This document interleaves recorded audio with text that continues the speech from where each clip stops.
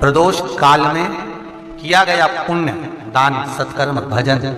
एक लोटा पानी का भी 7 भाग हमारे भाग्य में है। जिस व्यक्ति के रीढ़ की हड्डी में परेशानी हो या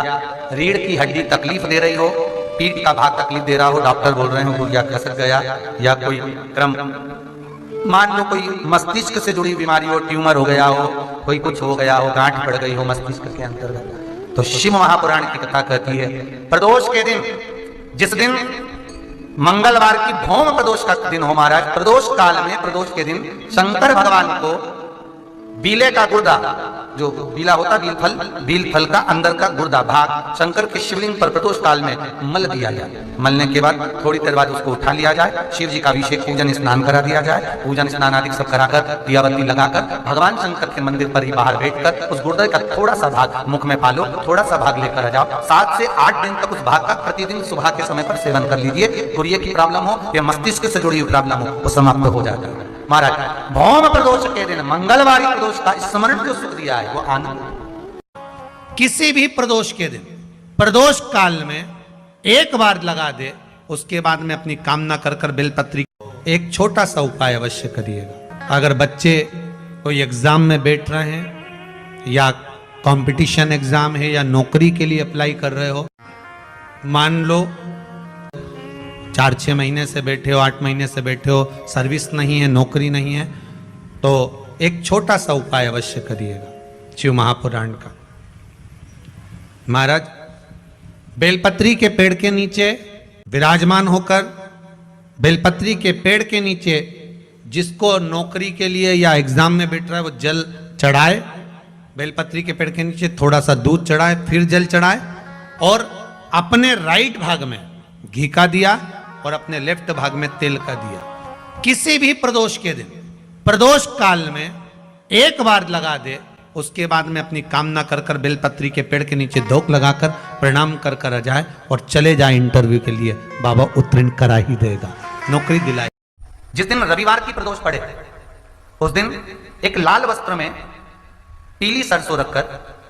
और उसके अंतर्गत कुछ भी, एक या तो बमूल का कांटा ना मिले तो गुलाब का कांटा ही उसके अंतर्गत रख लीजिए। और मान लो कोई काम ऐसा है कि उसमें पैसा तुम्हारा आ ही नहीं रहा, बहुत घाटे पर घाटा जा रहा है, नुकसान बहुत हो रहा है और कोई काम हो ही नहीं रहा, तो महाराज जिस दिन रविवार की प्रदोष पड़े उस दिन एक लाल वस्त्र में पीली सरसों रखकर और उसके अंतर्गत कुछ भी, एक या तो बमूल का कांटा ना मिले तो गुलाब का कांटा ही उसके अंतर्गत रख लीजिए और उसको शिव मंदिर का स्मरण कराकर शंकर भगवान का नाम लेकर रू भैरव, कौन सा भैरव है उसकी भी कथा भी आने वाली है। ये दारुक नाम के राक्षस का संहार करने के लिए जब माता अवतार लेगी तब शंकर भगवान बच्चे का रूप रखकर रोएंगे, तो शिव जी का एक नाम होगा रू भैरव। ये भैरव कहां पर रहता है तो कहा ये शमशान में रहता है। कहां रहता है ये भैरव? शंकर का जो एक अवतार है रू भैरव, ये भैरव अवतार शमशान में रहता है। तो इस भैरव का काम क्या है तो कहा शमशान में, शमशान की जो अग्नि होती है भले की ली लकड़ी रहे, भले उसमें कोई पदार्थ डाले ना डाले, थोड़ी देर में वो अग्नि रू आवाज, हल्की सी शमशान की जो अग्नि जलती है उसमें एक आवाज आती है। आप वैसे कोई अग्नि जलाएंगे ना उसमें आवाज नहीं आई, ध्यान देना। हमारे शमशान में अगर जो लोग गए होंगे मुर्दा जलाने के लिए, तो अगर वो एकांत में बैठेंगे तो उसमें से एक आवाज आती है रू रू रू। तो शिव पुराण कह रही है कि उस सरसों को, कांटे को रू भैरव का नाम लेकर जिस व्यापार जो नहीं चल रहा है, दुकान जो नहीं चल रही है, उस दुकान के सामने, उस व्यापार के सम्मुख में उसको जला दिया जाता है। ये करा जाता है रवि प्रदोष के दिन महाराज। कौन से प्रदोष? रवि प्रदोष के दिन, जो सुख का भान कराती है, व्यापार की उन्नति के लिए, समृद्धि के लिए, लक्ष्मी के लिए इसका प्रयोग किया जाता है। तो यहाँ पर दारुक नाम का जो असुर है, दारुक नाम का जो राक्षस है, उसका एक ही कहना है कि मैं मरूं, मना नहीं है ब्रह्मदेव पर, वो मरने का। नंदी का एक पांव जो ऊपर होता है, आप लोग दर्शन करे होंगे शंकर जी के मंदिर में नंदी के,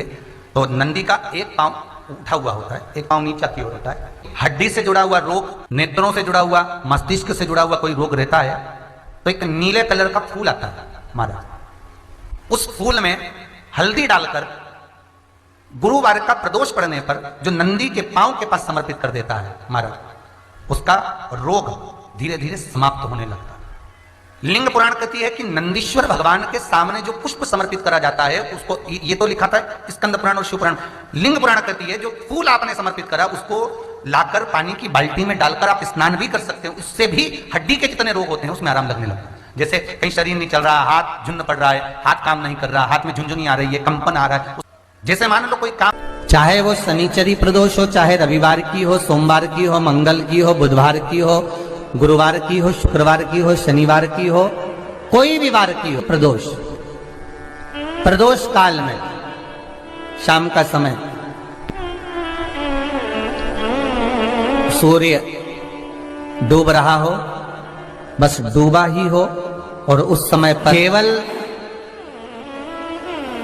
3 दिन ऐसे रहेंगे, 3 बार ऐसे रहेंगे, 3 तिथियां ऐसी रहेंगी, 3 समय ऐसा रहेगा जिस समय पर तेरे द्वारा निर्मित शूल को भी शिव धारण करेगा और जगत का कल्याण करेगा। 3 दिन, 3 तिथियां, 3 बार, 3 नक्षत्र, 3 घड़ी, 3 पल,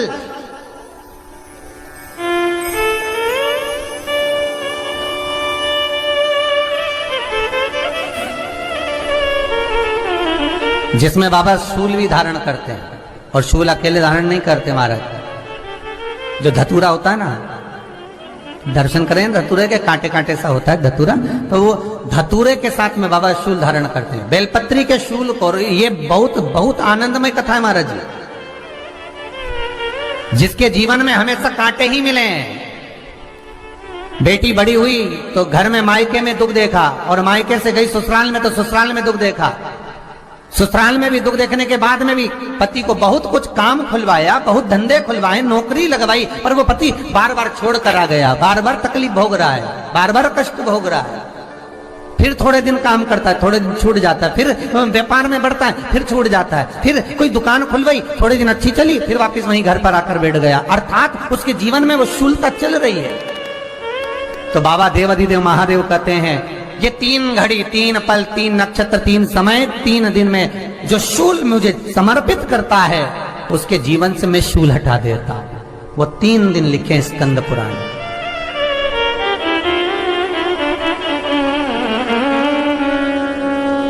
महाराज, बैसाख महीने में जो प्रदोष आती है, बैसाख के महीने में बहुत ध्यान से सुनना भाई, जो अपनी जिंदगी से बहुत तंग आ गए हो, परेशान हो गए हो, कष्टमय जीवन जी रहे हो, बहुत दुखी हो गए हो, उनके लिए ये स्कंद पुराण का चरित्र फिर मिले ना मिले, आप प्रेम से सुन लो, भाव से। पहला, चाहे वो शनिचरी प्रदोष हो, चाहे रविवार की हो, सोमवार की हो, मंगल की हो, बुधवार की हो, गुरुवार की हो, शुक्रवार की हो, शनिवार की हो, कोई भी वार की हो, प्रदोष, प्रदोष काल में शाम का समय सूर्य डूब रहा हो, बस डूबा ही हो, और उस समय पर सूर्य के डूबन के तुरंत बाद बाबा को धतूरे के साथ में बेलपत्री ना चढ़ाते हुए बेलपत्री के वृक्ष के 7 कांटे बाबा के शिवलिंग पर समर्पित करे जाते हैं महाराज, अपनी जिंदगी में अड़चनों को हटाने के लिए। फिर आप जिस व्यापार में उतरे, जिस व्यवसाय में उतरे, जिस नौकरी में उतरे, आप दिल से करें, आपको तरक्की मिलेगी। आप हार नहीं सकते, नीचे नहीं आ सकते, उन्नति पर ही चढ़ेंगे। एक वैशाख मास की प्रदोष, दूसरा शिवरात्रि के दिन मध्याह्न का समय महाराज, जो बड़ी शिवरात्रि होती है माघ की, बड़ी शिवरात्रि के अंतर्गत मध्याह्न का समय, दोपहर के ठीक 12 बजे, चाहे फिर वो कोई भी दिन हो महाराज, शिवरात्रि जिस दिन पड़ रही हो,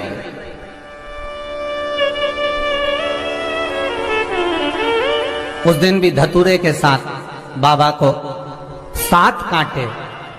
बेलपत्री के वृक्ष के समर्पित होते हैं महाराज। इसमें आप ये वाले जो कांटे हैं, जो शिवरात्रि के दोपहर 12 बजे वाले हैं, अगर कोई मदिरा पीने वाला हो, व्यसन में डूबने वाला हो, कोई जुआ खेलने वाला हो, कोई गलत वैश्यावृत्ति करने वाला, या अपने मार्ग से विचलित कोई व्यक्ति है, उसके लिए भी ये कांटे बहुत काम आते हैं महाराज। दूसरा, पार्वती, तेरे द्वारा तेरे नयन अश्रु से जो प्रगटा हुआ बेल का वृक्ष है, द्वितीय शूल मैं वहां धारण करता हूं, तृतीय शूल, तीसरा शूल, जो वर्णन करा गया महाराज, भगवान श्रावण के महीने में जो भी दूसरा सोमवार पड़े, जो भी पड़े, श्रावण के महीने का दूसरा सोमवार। आप सबको पहले भी श्रावण के महीने में जो कथा कही उसका व्याख्यान वर्णन करा कि श्रावण का महीने का महत्व क्या है, वो भी आपको ऑनलाइन कथा में आप लोग सुन चुके हैं, लाइव कथा में श्रावण का पूरा महत्व बताया था कि श्रावण के महीने में शंकर भगवान को पूरा लेखा जोखा का भार प्रदान किया गया था। दूसरा सोमवार, श्रावण के महीने का जो दूसरा सोमवार होता है, उस दूसरे सोमवार में रात्रि के समय पर, अर्थात शास्त्र अब घड़ी और पल का स्मरण करेंगे तो रात्रि के बजेंगे 10 से 12 बजे, मारा 10 से 12 के बीच में धतूरे के साथ बाबा को शूल समर्पित होता है महाराज। ये भी हमारी बाधाओं को, हमारी तकलीफों को, व्यापार व्यवसाय के लिए, नौकरी सर्विस के लिए, बहुत सारे एग्जाम में आप बैठ लिए, गवर्नमेंट एग्जाम के लिए बैठ लिए, नहीं हो रहा, ये 3 बार मेरे शंकर को बेलपत्री के वृक्ष के शूल समर्पित होते हैं, उसका आनंद पाना। मेरी जीजियों, 2 चीजें बड़ा स्मरण में रखिएगा। एक, बैसाख महीने में मट्टी के पात्र का जल, अभी अभी क्या चल रहा है, फागुन, अभी क्या चल रहा है, फागुन। जब बैसाख का महीना आए ना,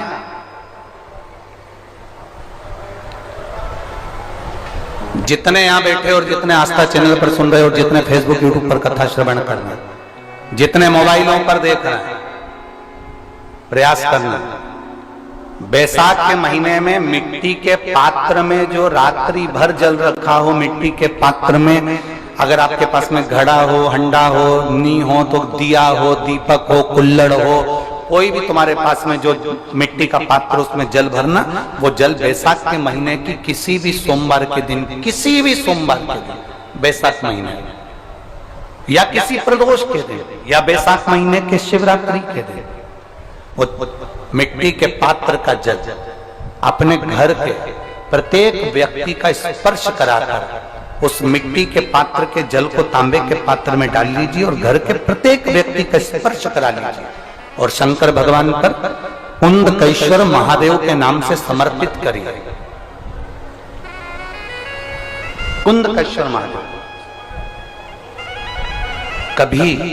जीवन में पीछे पलट कर देखने की जरूरत नहीं पड़ेगी, आप उन्नति की सीढ़ी की ओर बढ़ते चले जाओगे। बैसाख महीने में मट्टी के पात्र का जल भगवान शंकर को समर्पित होना चाहिए, उसका सुख हमारे जीवन को एक आनंद फल प्रदान। जैसे कहते हैं ना, कोई अच्छा मिले ना मिले, धन मिलने से कोई भाग्यशाली नहीं होता।